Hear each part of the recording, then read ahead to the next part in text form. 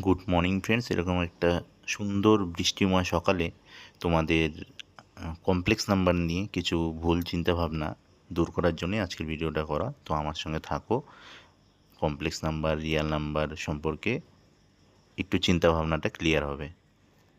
আমাদের মনের ভুলটা দেখিয়ে দিচ্ছি, 1 সেকেন্ড তাও। তো মানুষের চিন্তা ভাবনা ভুলের শেষ নাই, বুঝলে? তোমরা এখনো জানোই না যে কোনটা ভুল কোনটা ঠিক। আর আমি যদি মিথ্যা হয়ে থাকি তাহলে আমাকে জানাবে, আমি আর নেক্সট ভিডিও বানাবো না। আচ্ছা, তোমরা আমি তোমাদের কিছু প্রশ্ন করি, ভাই একটা কমপ্লেক্স নাম্বারের উদাহরণ দেও তো। ও কি বলবে জানো? বলবে i+1। ভাই, 2 কি একটা কমপ্লেক্স নাম্বার বা জটিল রাশি? না, 2 তো বাস্তব সংখ্যা। গাধা বোধহয়, মানে যা তা। আর একটু কনসেপ্টগুলো একটু ক্লিয়ার কর। মানে কমপ্লেক্স নাম্বার পড়ছিস ভালো কথা, কিন্তু একটু ভালোভাবে পড়। মাথায় ঢুকাসই নেই যে রিয়েল নাম্বারও একটা কমপ্লেক্স নাম্বার হতে পারে। এমনকি তোমাদের মধ্যে অনেকে জানোই না যে বাস্তব সংখ্যাও একটা জটিল সংখ্যার মধ্যে পড়ে। কমপ্লেক্স নাম্বার যেটাকে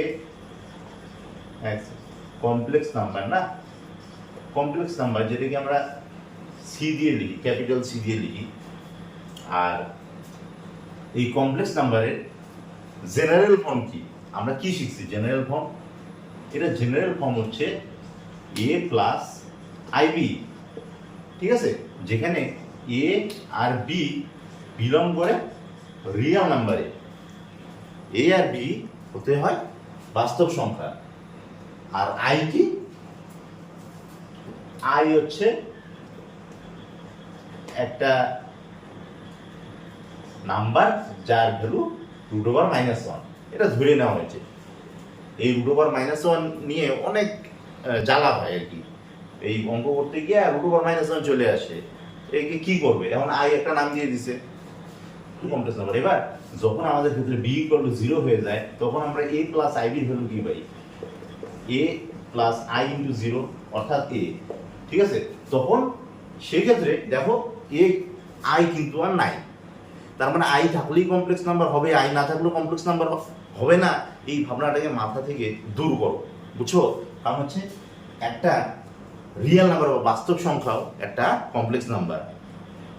এখন অনেকে আকাশ থেকে পড়ো, তাহলে আইওয়ালাগুলা কি? আইওয়ালাগুলাকে কমপ্লেক্স নাম্বার বলবো না? আইওয়ালাগুলো কমপ্লেক্স নাম্বার। কেন?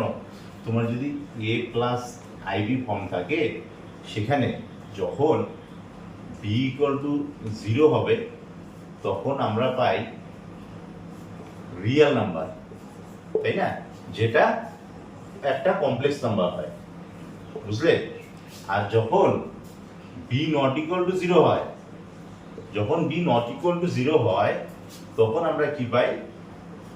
তখন আমরা পাই a প্লাস আইবি ফর্মে। দেখো এই টার্মটাতে তখন b যদি নন-জিরো হয়, তখন অলওয়েজ তুমি আই পাবে। সেই নাম্বারগুলো সবসময় আই দিয়ে থাকবে। আর সেই ক্ষেত্রে এই নাম্বারগুলোকে আমরা বলি purely imaginary. Purely imaginary number, imaginary number. আর এই পিওরলি ইমাজিনারি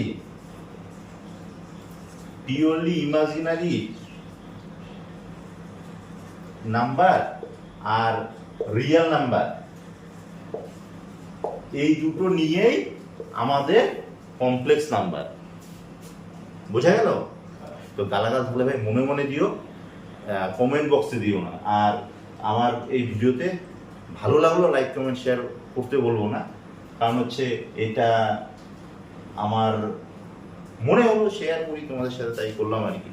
তো এমন ব্যাপার নাই যে লাইক কমেন্ট শেয়ার করে আমাকে উদ্ধার করে দাও, এই আর কি। তো চলো।